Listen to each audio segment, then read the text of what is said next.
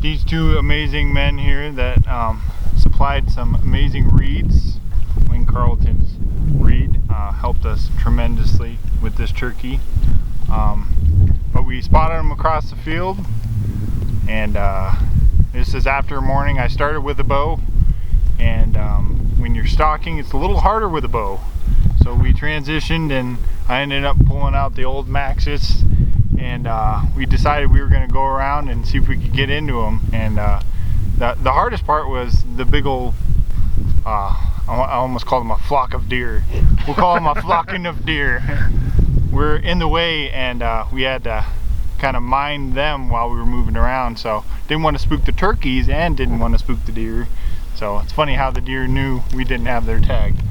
But we kind of creeping down, and then we pulled out that old native by Carlton call, and that mouth call just kind of enticed them in, and I had a whole bunch of heads, and so I didn't have the time to sit there and say, hey, which one has the biggest beard, you know, as every turkey hunter wants.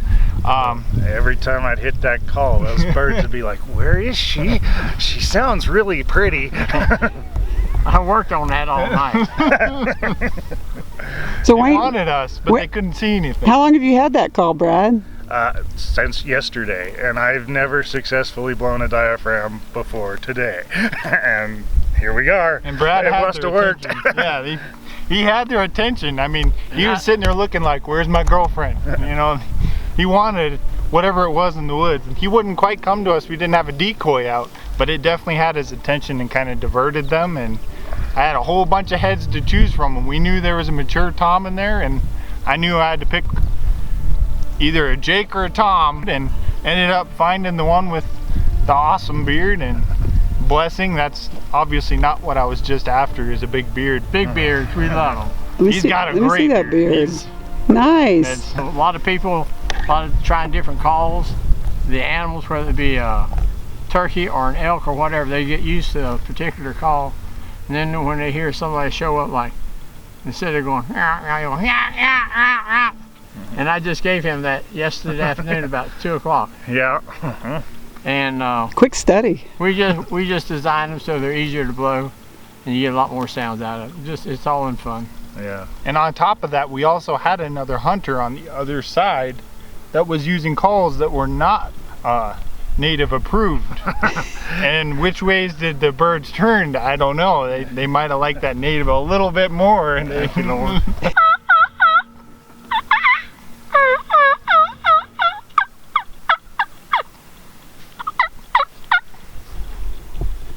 So I can assure you folks, them turkeys ain't never heard that sound before in their life. We may have to use a restrictor on it next time. But he got the job done. Turkeys come running to him, and he says, oh boy, my day, boom. They thought they had an easy turkey in the woods. It was a good thing I didn't have it in my mouth.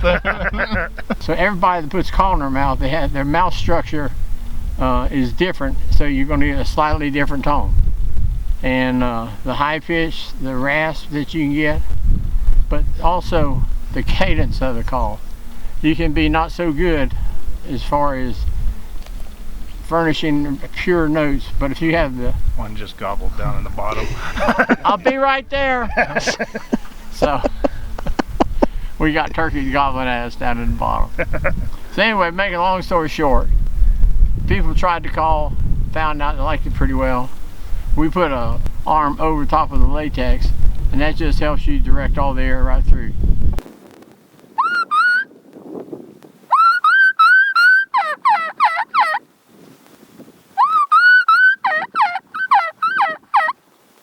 Doing that sort of stuff. And that's just, what I did was just a hen being lost, or a turkey being lost doing the whistle. And then a few yelps to go with it. It just makes everything work better. But tell us about you being able to kind of turn that bird and so it presented a shot. We snuck around outside of the blind to these birds, and we could see them on the edge of the meadow, but we couldn't. We could only get about, what, we were 70, 80 yards from where they were. Yeah, not shooting distance. And, you know, I started with my slate, which I'm more used to, but once they started actually looking for us, I couldn't move. And so I slipped I had the diaphragm tucked in my mouth just in case, and every time I'd hit it, they'd look and they'd try and find me. And it's a situation when if we'd have stuck a decoy in front of us, it might have been real good because they were looking, but They want to see it. It was just enough to get them to turn and come just in range. And so tell us, in your perspective, what was kind of going through your mind? Because this is only your second turkey. Second turkey ever, yeah. So it's still a new experience. So here's an animal that sees 270 degrees with one head position. He sees probably 10 times better than we do. And they're very agile, as you know. And you were able to turn him and get him to come your way, go through that. So is there's a lot of eyeballs out there. We had a lot of turkeys in the field, quite a few jakes, some hens with them. there was over a dozen birds, 15 birds probably. Yeah, so the Brad here sits behind that tree because they kind of got him pegged. And I kind of just hit the deck and started crawling a little. And all of a sudden I hear kind of a high whistle. I was like, what is that? And he's, stop. And I was like, what? And so what I didn't know is one of the toms that was right behind the tree kind of had me pegged. And he's just sitting there looking at me. And there's a certain point that you can sneak up on a turkey, and then their eyesight is just phenomenal. Yeah. So if you'd have moved again, the jig would have been up and they'd have blown. But he hadn't figured out what you were yet. No, that's. And I kept talking to him, and so he's like, well, maybe I ought to go see. You were giving him a little something that he wanted, so he's I'm not quite sure. So they closed the gap a little, and then they were all moving. And the biggest thing I had to deal with using a shotgun switching from my bow was a lot of heads together. With a shotgun, especially this is a newer shotgun to me, understanding and really being familiar with your pattern is very important. And it was a little difficult for me, and a lot of those heads they were moving in tandem, all one by one, and they were very close. And so just to be able to not take, I was able to distinguish hen versus Tom or Jake, and I was able to take one based off the sex of the turkey. And I wasn't able to, like I said earlier, I wasn't able to trophy hunt. I was able to find a bird that I thought was mature, and I looked for towards the back of the pack, because a lot of times when you see them out there, the bigger toms will hang kind of back.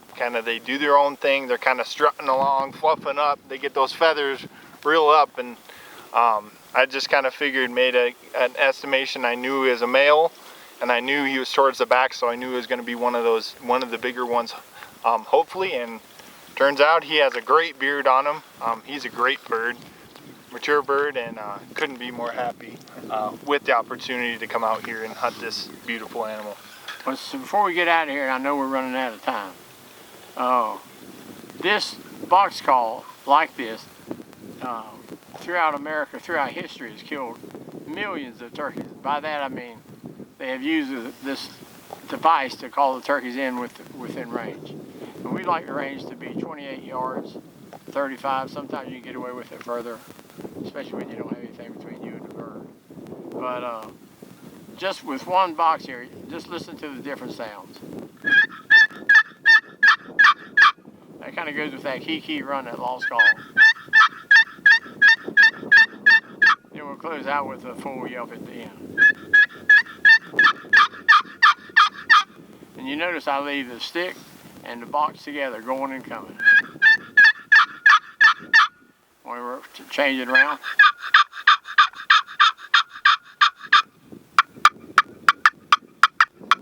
So there's 5 or 6 different sounds out of one box.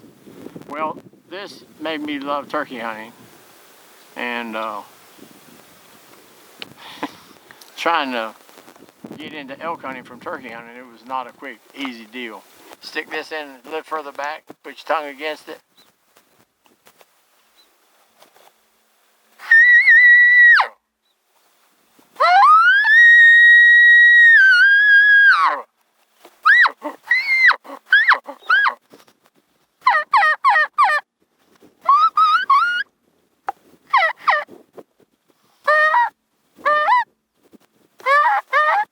Was that a turkey elk I'm hearing there? That was turkey elk. Oh, So you can do a lot with it, just play with it.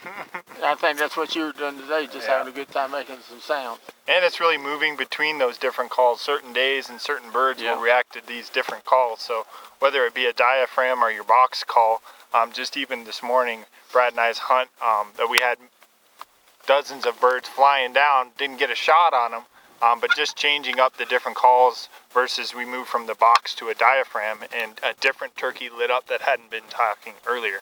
So the big thing is just kind of varying what you use and just seeing what the birds are liking and what they're talking with for the day.